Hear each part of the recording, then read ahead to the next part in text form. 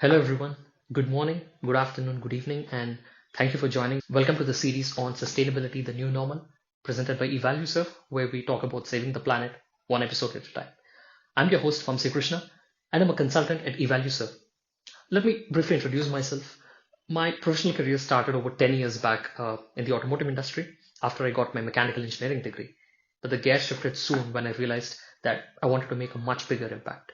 Soon, things like clean air and water, clean energy and transport, environment and urban waste, policy and governance started to matter more.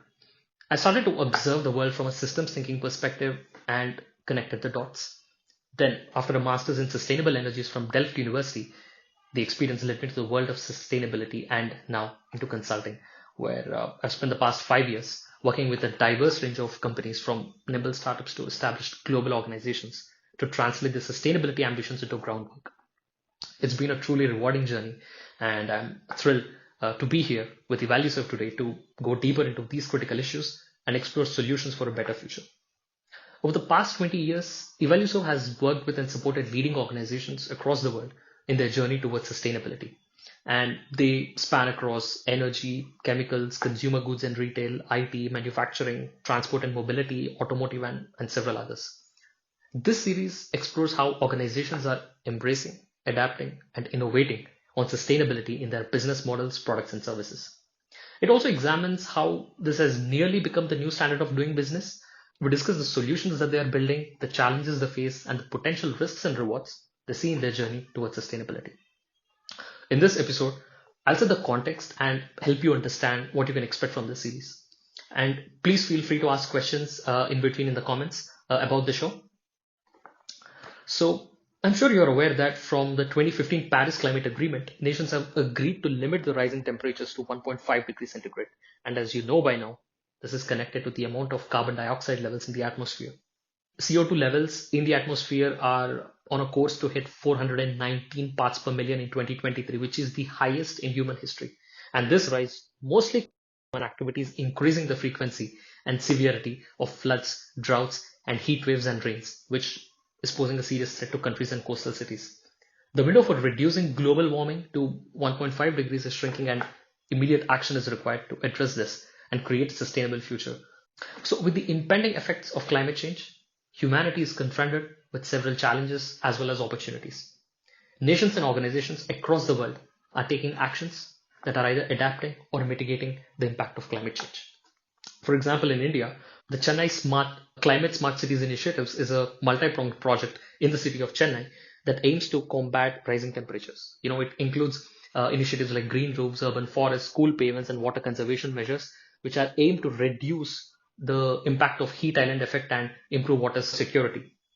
In the US, the Inflation Reduction Act that was passed in 2022 allocated significant funding for clean energy initiatives, including tax credits for wind and solar power generation.